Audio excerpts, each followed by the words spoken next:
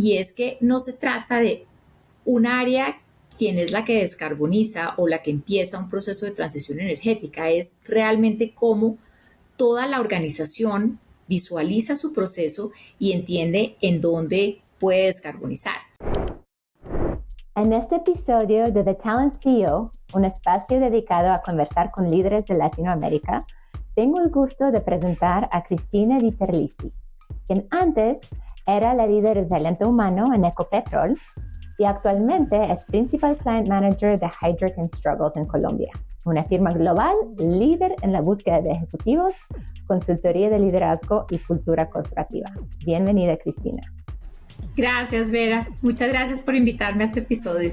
Cristina, cuéntame, en Ecopetrol apoyaste un proceso de transición energética muy ambicioso, que no solo involucró nuevas tecnologías, sino también una transformación profunda de la cultura organizacional. En tu opinión, ¿cuáles fueron las barreras más difíciles que enfrentaste al impulsar el cambio de una cultura tan arraigada y cómo lograste dirigarlas? Bueno, pues primero, obviamente con el apoyo del equipo directivo y de todos los líderes, pero yo creo que yo podría decir que han sido como, o fueron tres barreras principales. La primera, un poco la cultura tan arraigada, como dices tú, 75 años de negocio de exploración, producción y refinería de crudo, pues hacen que toda la organización solamente piense en eso.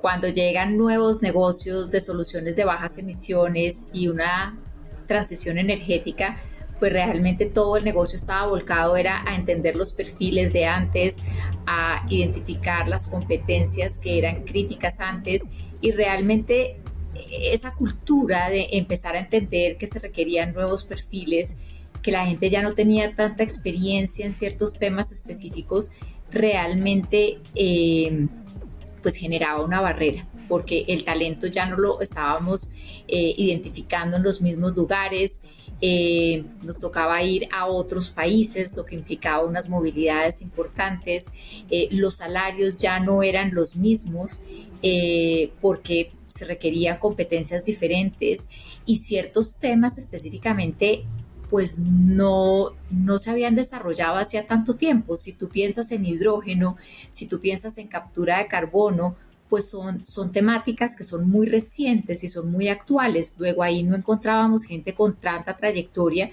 mientras que para Ecopetrol los perfiles pues debían ser de 20, de 25 años de trayectoria y acá no encontrábamos más de 10, 8 años.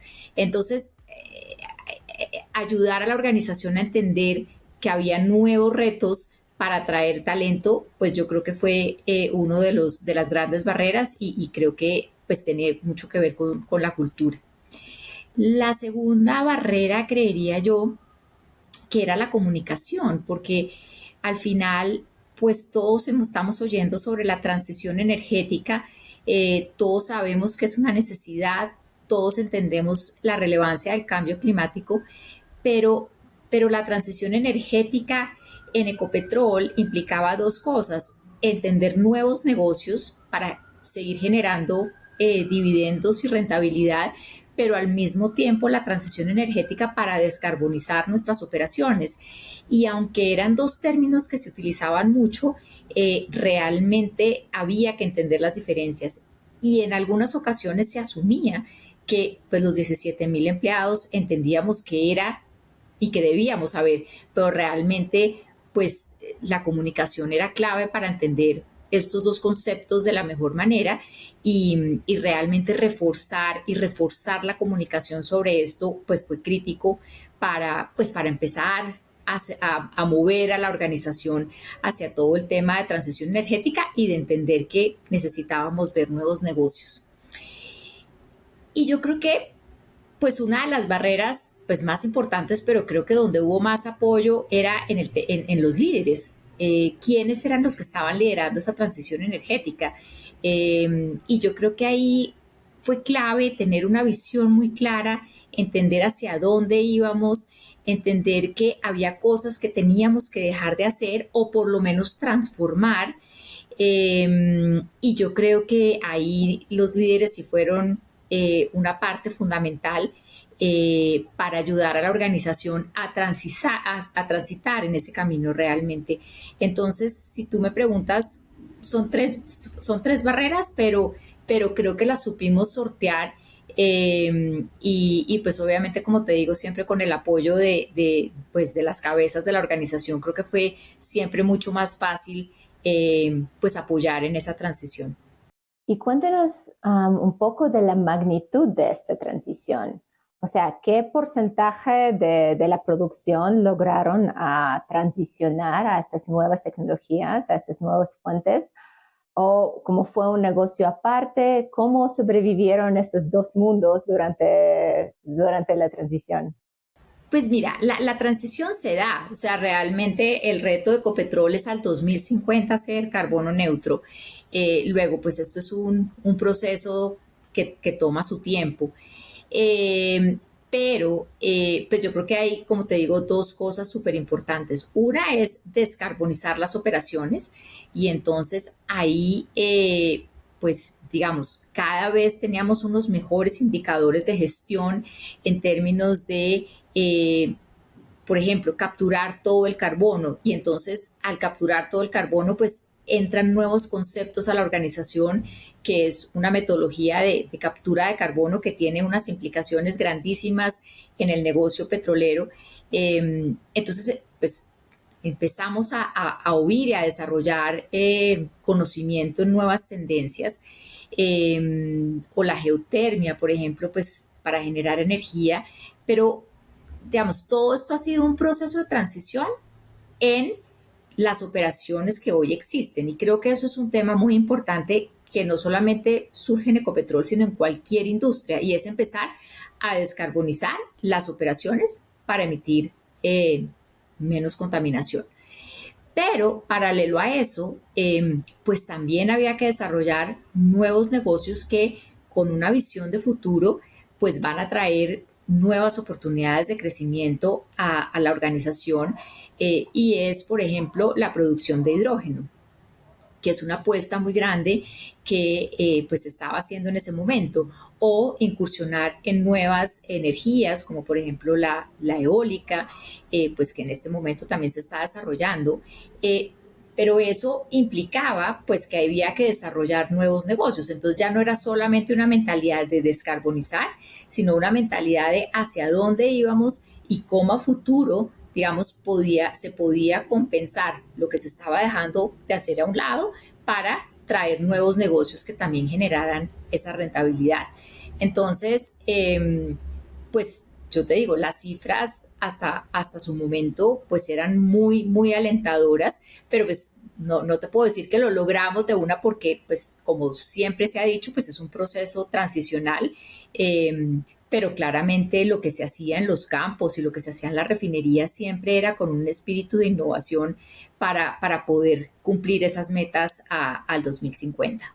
Y hablando como de liderazgo y de la comunicación hacia los 17,000 empleados de Ecopetrol, ¿cómo evitas a caer en esta trampa que muchas empresas caen de greenwashing? Invierten en algún proyectito, como hacen una pequeña inversión, pues hacen mucho ruido en medios PR de que ya pues lo hicimos, pero luego pues el core del negocio y que genera los ingresos no evoluciona tanto. Entonces, ¿cómo aseguras que pues está claro para toda la planilla, los 17,000 empleados, que eso no es un PR strategy, eso es el futuro del negocio? Pues mira, digamos, lo que yo pude vivir es que en cada una de las áreas se estaba trabajando para eso. No era un área en especial. Entonces, por ejemplo, puedo traer pues, una situación que se vivió y era en el momento en que la comercialización del crudo, pues uno pensaría que ahí pues no hay de dónde descarbonizar, pero resulta que todo el trayecto de acá hacia el Asia en un barco, pues tiene su huella de carbono. Y pues era tan alineado que incluso la forma de transportar ese crudo en la comercialización ya implicaba nuevas energías en terceros que transportaban ese crudo. Entonces, te doy un ejemplo y tal vez lo podemos traspolar a las organizaciones y a todas las áreas, y es que no se trata de un área quien es la que descarboniza o la que empieza un proceso de transición energética, es realmente cómo toda la organización visualiza su proceso y entiende en dónde puede descarbonizar. Una anécdota, pues que obviamente empieza a generar un poco la conciencia, y tal vez de las últimas cosas que recuerdo que hice en Ecopetrol, que fue algo maravilloso, fue un evento donde trajimos a todo el equipo que miraba la transición energética de todas las filiales. Eh, y esto lo hicimos porque necesitábamos eh, lograr que todo el mundo entendiera qué eran soluciones de bajas emisiones y qué era descarbonizar, y todos estuviéramos alineados. Y ese fue un evento totalmente verde, en donde pues todo lo que hicimos tenía que contribuir al medio ambiente. Entonces empezamos desde a cada uno darle su termo de agua para que no hubiera vasos, pues todo era cero contaminante, pero inclusive hicimos un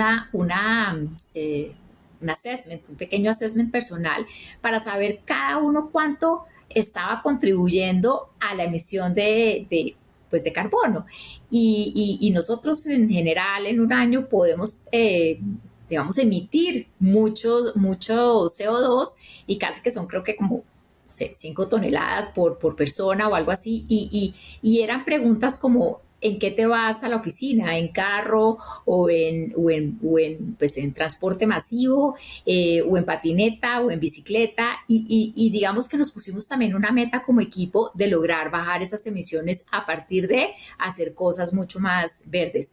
Pero esto te lo digo porque ya se empieza a generar una cultura incluso al interior de cómo nos tenemos que comportar de la misma forma. No es que la operación sea la que tiene que descarbonizar, sino inclusive nosotros podíamos transformar. Incluso hay, pues, hoy no sé, pero hay una plataforma que te permite, digamos, hacer como un pool de transporte, de tal forma que pues se trata de llevar un solo carro por 5 personas que van hacia el mismo lado. Entonces, digamos, aparte de las operaciones, también ya se empieza a ver, digamos, dentro de la cultura de la organización, cómo nosotros también podemos aportar a eso. Y eso te doy un ejemplo, pero así sucedía en cada una de las grandes áreas que, pues, obviamente, o bien por innovación o bien por procesos mucho más sofisticados, empezaban a tener la conciencia de descarbonizar, y no era solamente por un PR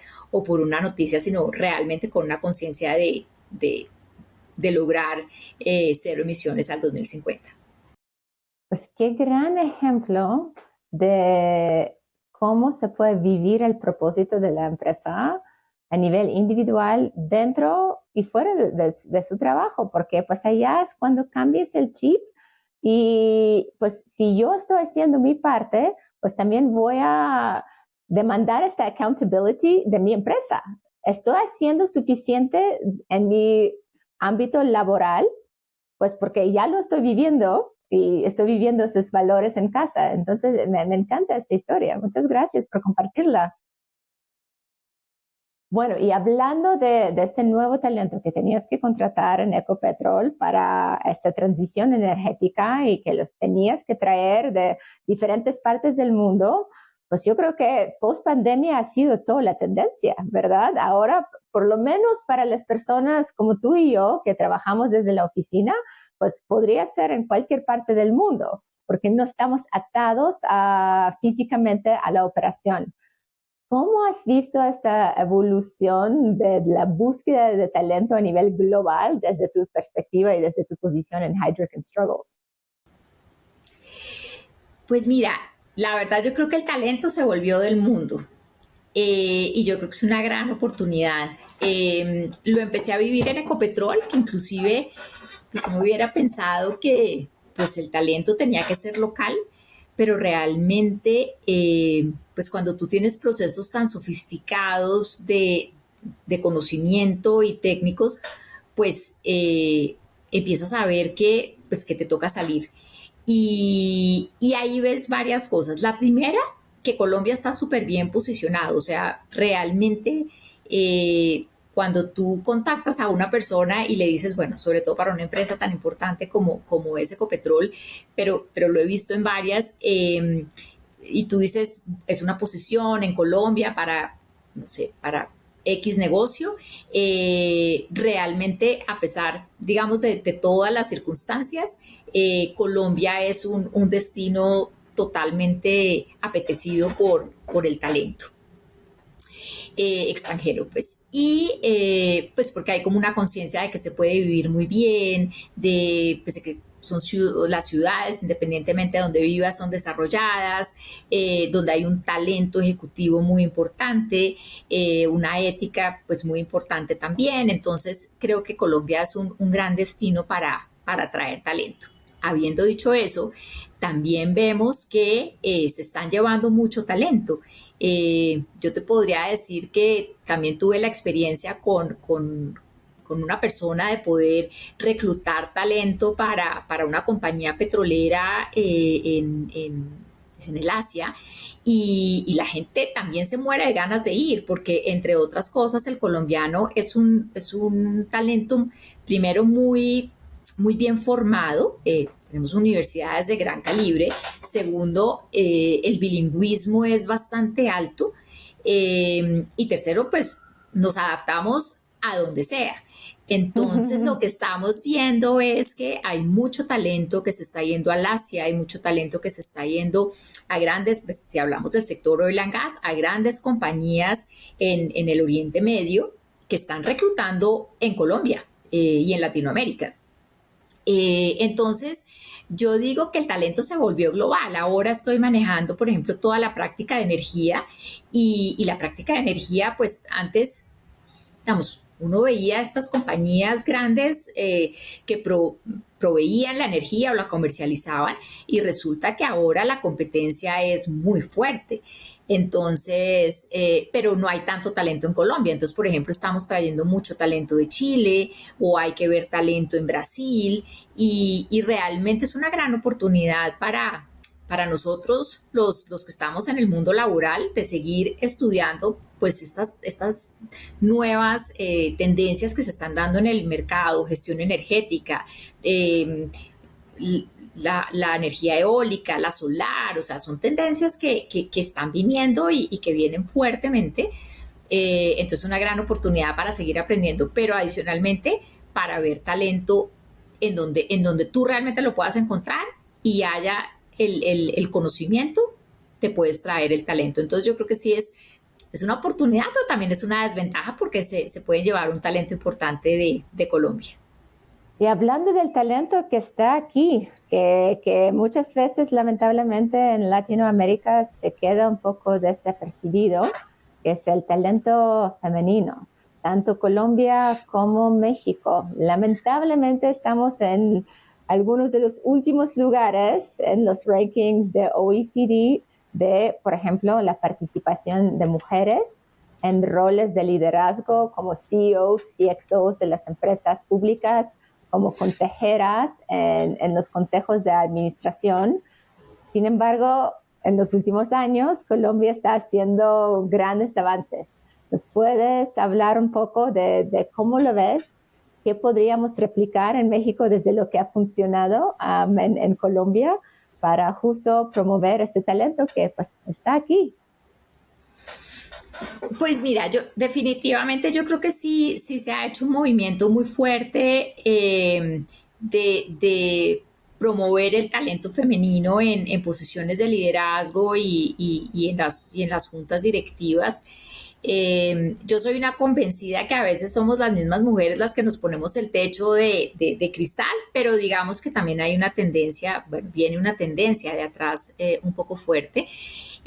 Yo creo que Colombia ha hecho un trabajo muy importante en empoderar al talento femenino y en ayudarle a saber que sí es capaz. Alguna vez estuve en una charla de una persona, de una mujer que hoy es presidente en el sector financiero, y ella misma decía que a veces ella se ponía el síndrome del impostor, o sea, ella era la que menos creía que podía tener ese talento. Entonces, pues yo creo que por ahí empezamos y creo que es un reto de nosotros como mujeres. Pero habiendo dicho eso, también creo que las organizaciones se han dado cuenta que esas competencias, digamos, un poco que puede poner encima de la mesa a una mujer un poco más vulnerable, un poco más cautelosa, porque no cree que se las sabe todas, pues también generan mucho valor en una organización.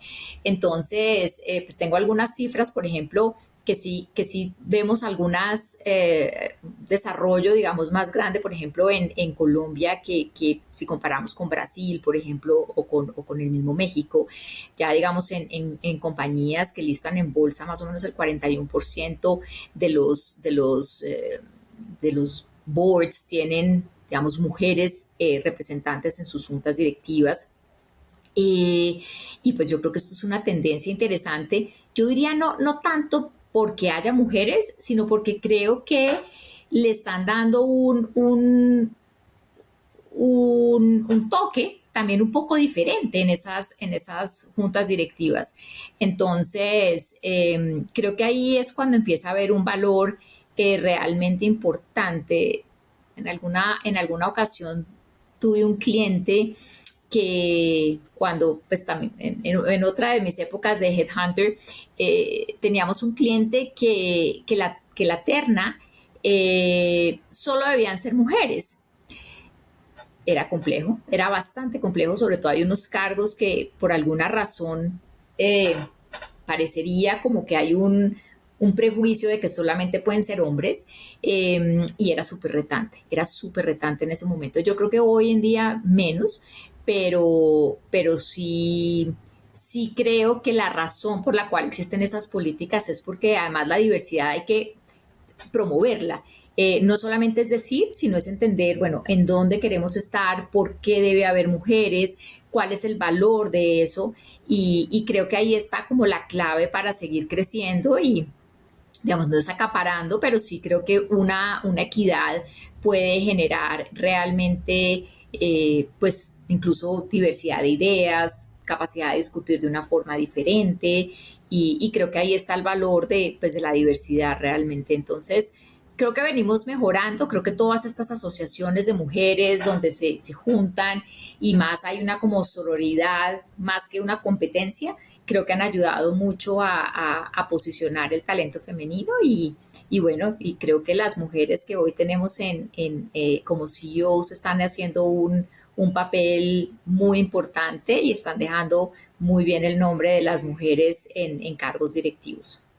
Y hablando un poco de pues, este cambio generacional, de esta sucesión, hablando de pues, las competencias y los conocimientos y las perspectivas que son necesarios para seguir siendo competitivo en el futuro, pues con esta nueva economía más digital, más sustentable. Um, ¿Qué tendencias has visto de qué competencias estamos buscando y crees que pues con base en esto podríamos ver un movimiento hacia mayor equidad en los puestos directivos y en la parte de los consejos? Pues mira, yo pienso que hay una que a mí me parece fundamental y que está como rompiendo el paradigma de que es un líder, y es la vulnerabilidad. Yo creo que, que esta es no sé, yo creo que es una competencia o una habilidad, una capacidad que me parece que está rompiendo paradigmas. ¿Por qué? Porque yo creo que el líder antes debía ser la persona que sabía todo.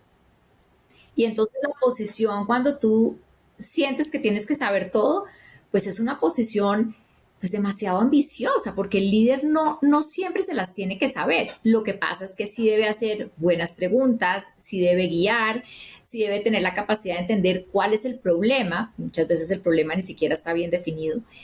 Entonces, tener esa posibilidad de decir, yo no sé, pero venga, entre todos construimos, eso me parece espectacular. Y además te da una posición de menos, primero de menos arrogancia y segundo de más tranquilidad. Es que de cuando a que uno se las tiene que saber todas. Entonces, pero creo que hay que también caminar una transición porque por ahora en muchas organizaciones pues el líder es el que se las tiene que saber todas y entonces además eso empieza una delegación para arriba, ¿no? Pues porque cuando tú eres el que sabes, pues más bien dame tú la respuesta y yo lo hago. Y yo creo que ahí hay un cambio bien importante. Yo creo que la otra competencia es pensar diferente. Y yo creo que aquí también hay un espacio, sobre todo en culturas tradicionales, muy fuerte. Yo digo, y seguramente si alguno de mis jefes ve este podcast, dice, Cristina es un poco a veces como que va en contra de, ¿no? de lo que estamos pensando, pero no es ir en contra, es que creo que a veces pienso un poquito diferente.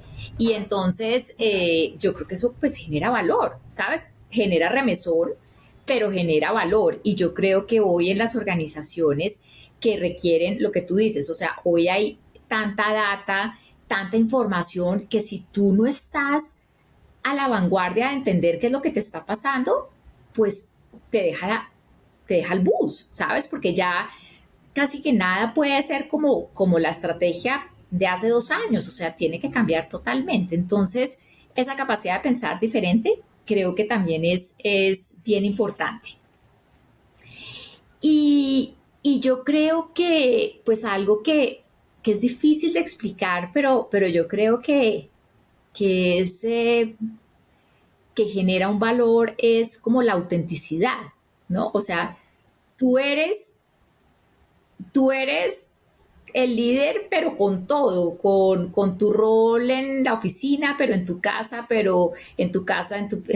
con tus hijos, con tu esposo, pero con tu familia, digamos, hermanos y mamá y todo lo que eres. Entonces, como mostrarte así que la vida no es perfecta, yo creo que eso es otro de las, de las, de las grandes virtudes.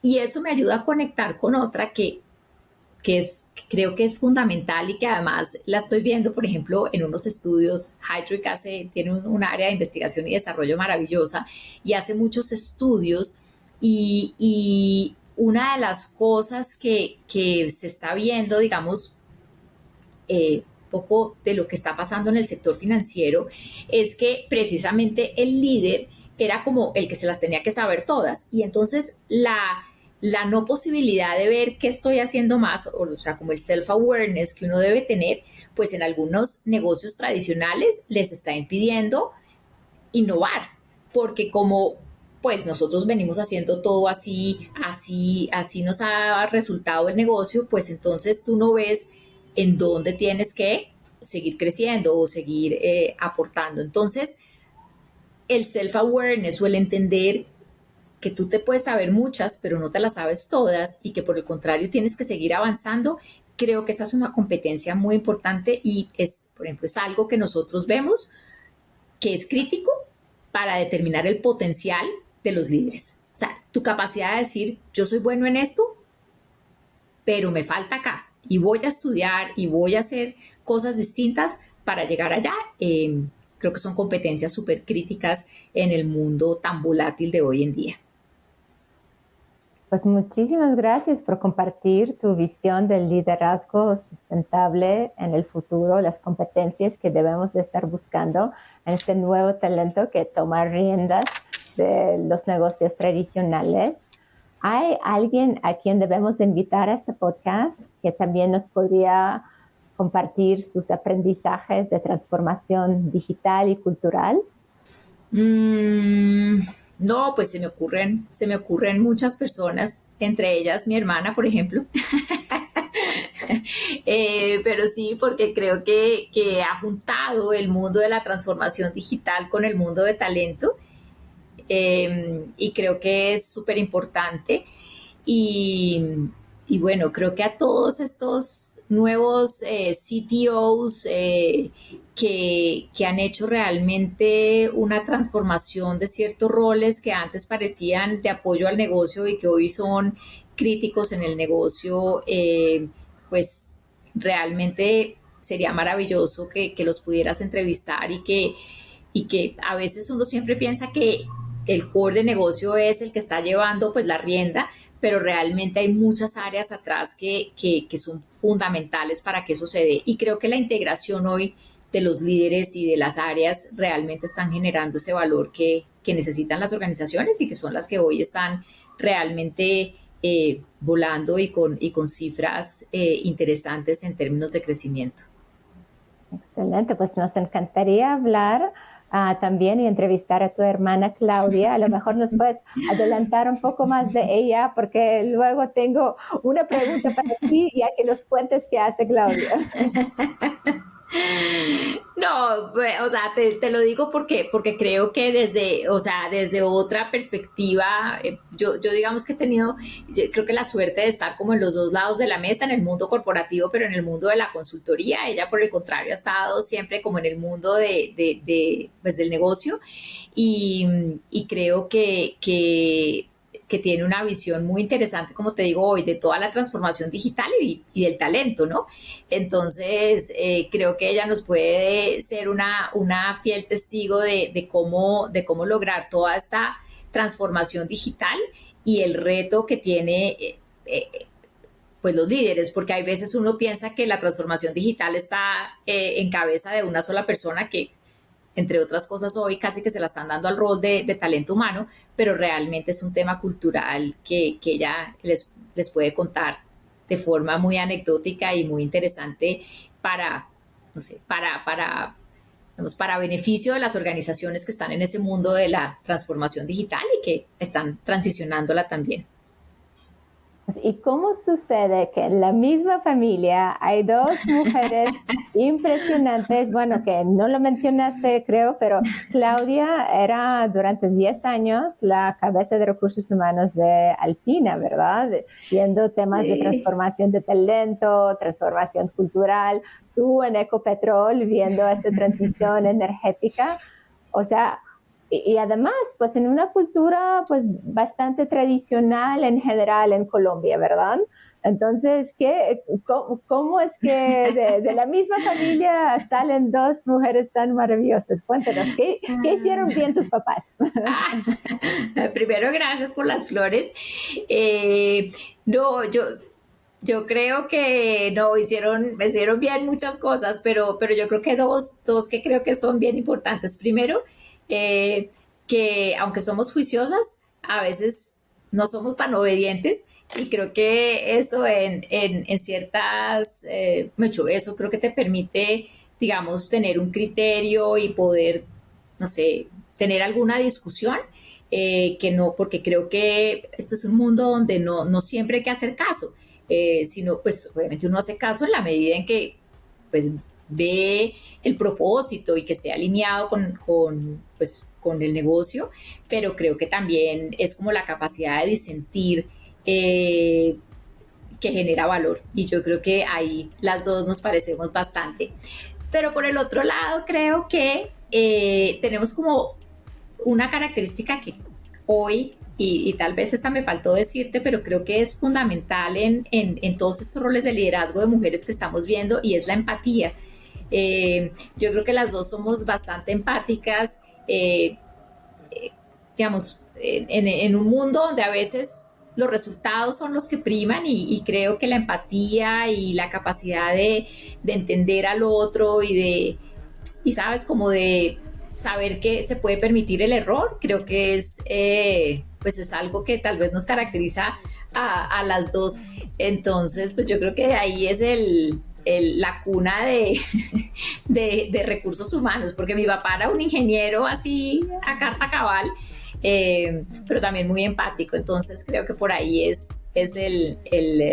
la herencia que tenemos y que realmente nos ha ayudado a construir unas carreras muy interesantes. Vamos a ver qué nos dice Claudia. Exacto, pues, exacto. Muchísimas gracias por compartir tu historia de tu familia, tu trayectoria, los proyectos de transformación a los cuales has apoyado. Y seguramente pues estaremos en contacto para escuchar muchas más noticias de tu nuevo rol en Hydrogen Struggles. Ay, Vera, pues muchísimas gracias, de verdad que un gusto y un placer estar contigo y bueno, todo lo que podamos ayudar para que este rol de talento humano, que aunque a veces ya se ha vuelto un poco cliché, que es de valor agregado, pero realmente como a veces el tratar de pensar diferente y el tratar de entender los negocios desde una óptica del negocio y no tanto desde talento, realmente pues es como la forma de aportar. Entonces, pues gracias por este espacio y cuando necesites otro tema, súper me pido de primeras estar acá contigo. ¿Tienes alguna experiencia relacionada con este episodio que quieras compartir? ¿Quieres que hagamos alguna pregunta concreta en próximos episodios? Deja tus comentarios abajo.